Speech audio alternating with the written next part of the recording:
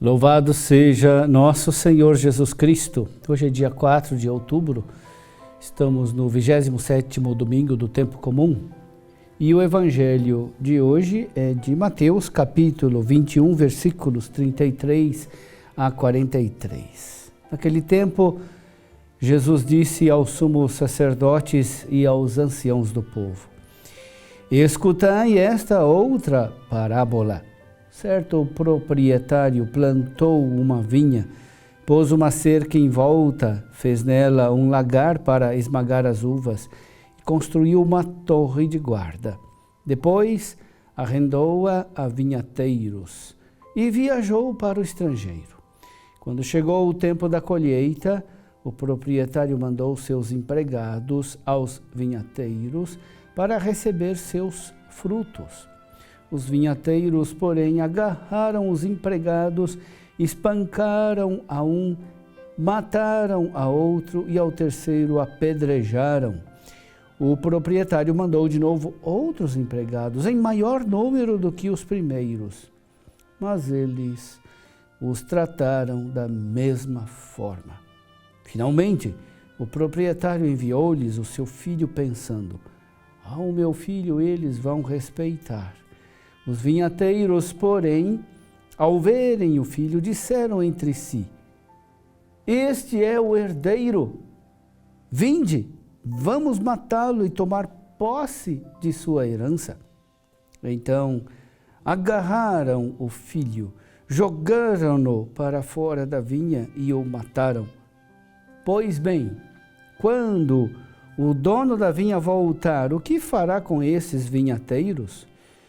Os sumos sacerdotes e os anciãos do povo responderam: com certeza mandará matar de modo violento esses perversos e arrendará a vinha a outros vinhateiros que lhe entregarão os frutos do tempo certo.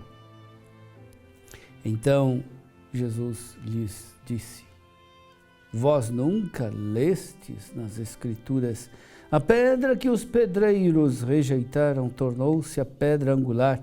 Isso foi feito pelo Senhor e é maravilhoso aos nossos olhos.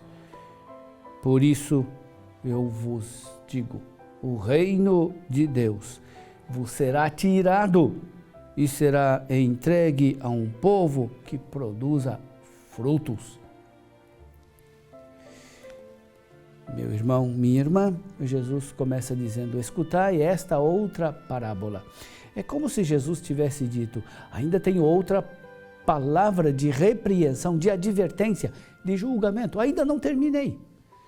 Esta parábola não fala somente da punição futura, mas demonstra claramente a natureza da culpa dos líderes religiosos. E por qual motivo deveriam ser punidos? Haveriam de assassinar o filho. O Senhor plantou uma vinha, pôs uma cerca em volta, fez nela um lagar e construiu uma torre de guarda. Aquela vinha contava com todas as benfeitorias possíveis, tal como Israel, mediante a providência divina, tinha todas as vantagens de uma vinha bem organizada. Israel tinha a lei e os profetas e também as orientações específicas. Nada lhes faltava. Quando chegou o tempo da colheita, o Senhor mandou de novo outros empregados.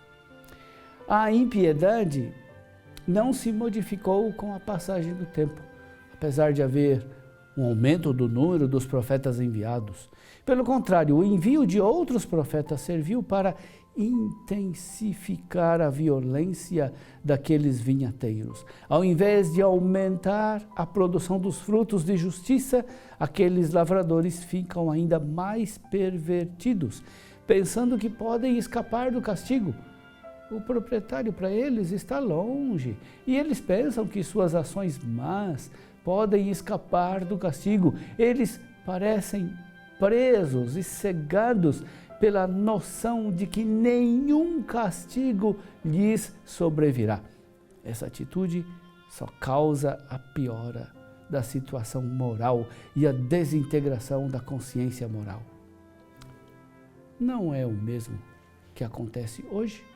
Indivíduos estão tão habituados a agir contra o direito e a justiça, estão tão seguros de que não devem prestar contas a ninguém, nem à própria consciência, que acabam por desintegrar a própria personalidade. Na parábola, o senhor da vinha pensa, ao meu filho eles vão respeitar. Aí está um personagem que mereceria o respeito de todos, até mesmo das pessoas mais perversas. Os profetas eram apenas servos do proprietário, ao passo que Jesus, ele é o Filho único, amado.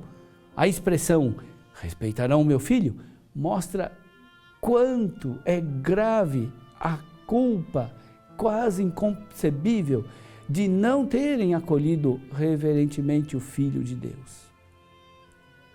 Os vinhateiros reconhecem que é o filho, é o herdeiro, mas se tornam ainda mais gananciosos e violentos do que nunca. Em suas mentes pervertidas, calcularam que a morte do filho só poderia beneficiá-los. Pensam tolamente que matando o herdeiro, a herança passará às mãos deles. Eis a loucura, a estupidez sem nome de homens que gradualmente arruinaram a sua própria consciência moral. E Jesus pergunta, o que fará com esses vinhateiros? A reação dos ouvintes de Jesus não podia ser outra. Mas, condenando os outros, os ouvintes declaram eles próprios que punição eles merecem e confessam a própria culpa. Nós vemos com facilidade, com clareza, a necessidade de castigo para outros pecadores. Mas ficamos cegos para com nossas próprias iniquidades. Que Deus nos ajude a não cairmos nessa cegueira espiritual. O profeta continua nos advertindo, eu esperava deles frutos de justiça, e eis a injustiça. Esperava obras de bondade, e eis a iniquidade.